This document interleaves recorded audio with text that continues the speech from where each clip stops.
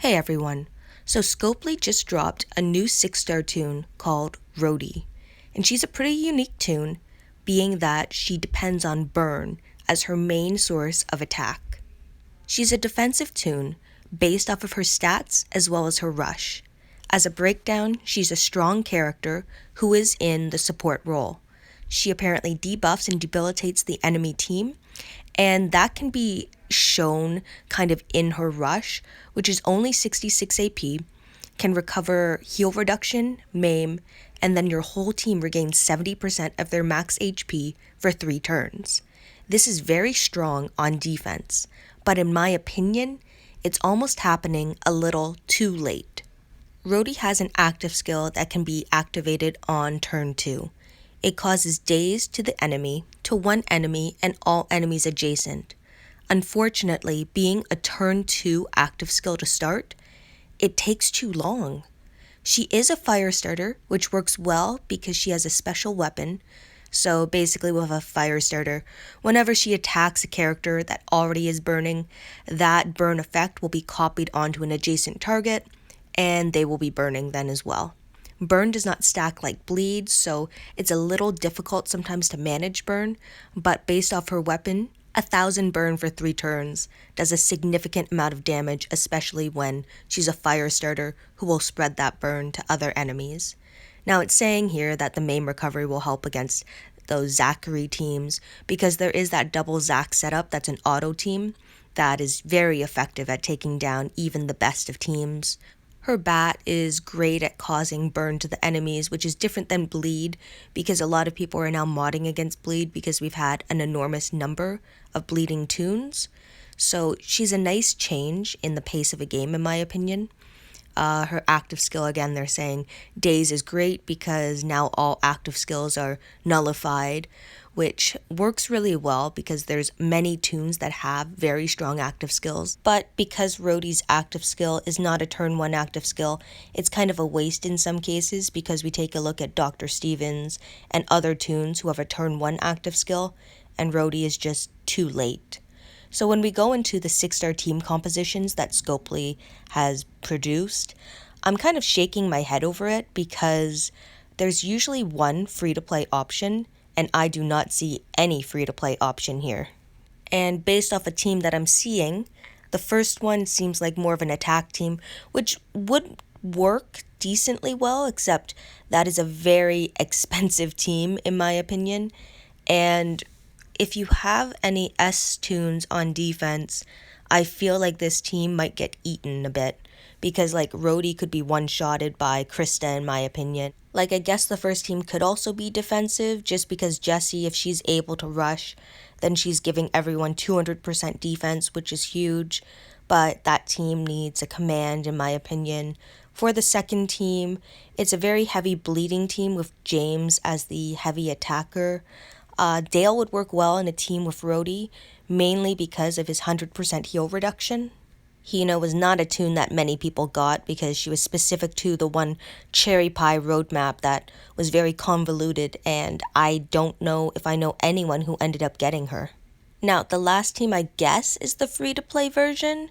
I don't really understand the team composition of it because double lacerators don't really work unless you have Rolito.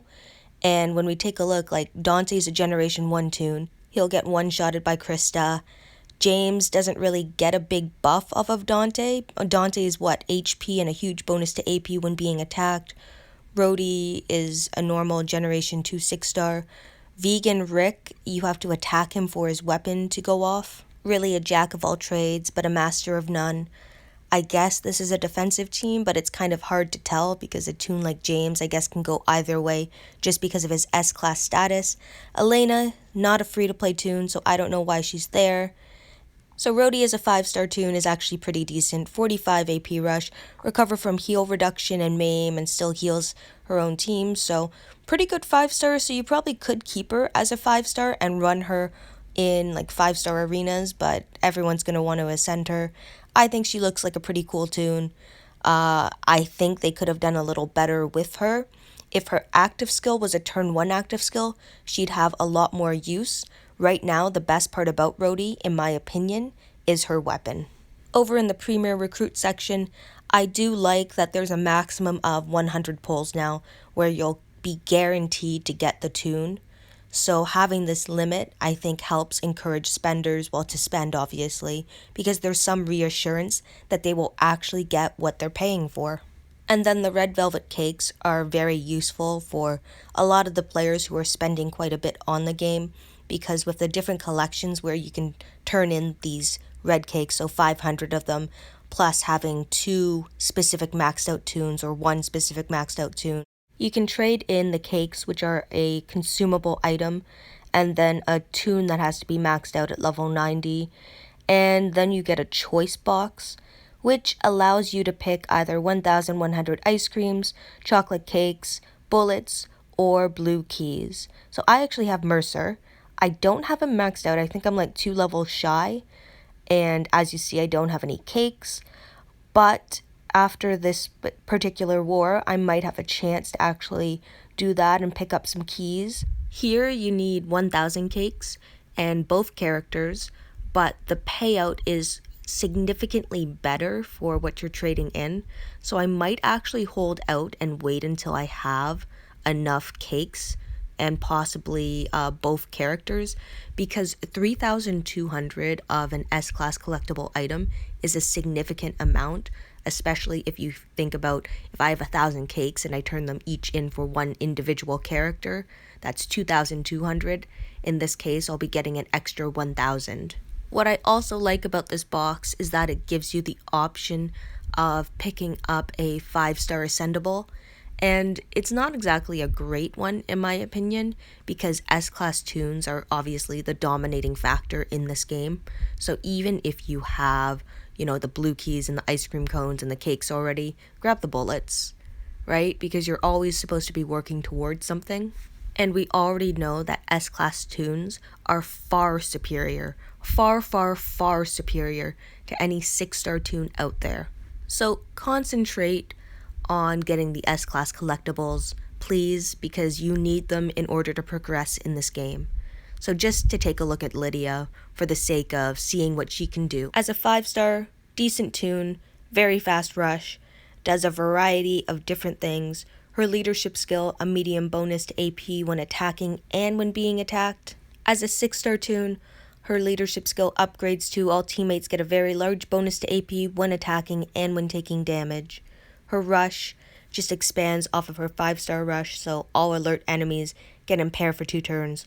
All strong enemies get 100% heal reduction for 3 turns. All fast enemies get stunned for 1 turn. All tough enemies get confused for 2 turns. There's just a lot going on, so it would be hard for an opponent to manage that, but at the same time, it's difficult for you to manage that as well, because you're relying on this rush to do so many different things, but it doesn't do anything really amazing. Her active skill is decent, AP drain is always useful, that it's up to 3 enemies also is very helpful. And then Lydia also does not have a bound weapon, meaning you can give her whatever weapon you want, so ideally probably a stun gun. Now it seems like these museum collections will just continue to occur. Like right now we have one as well for Rolito, which gives you the same option as the one for Mercer and Xander.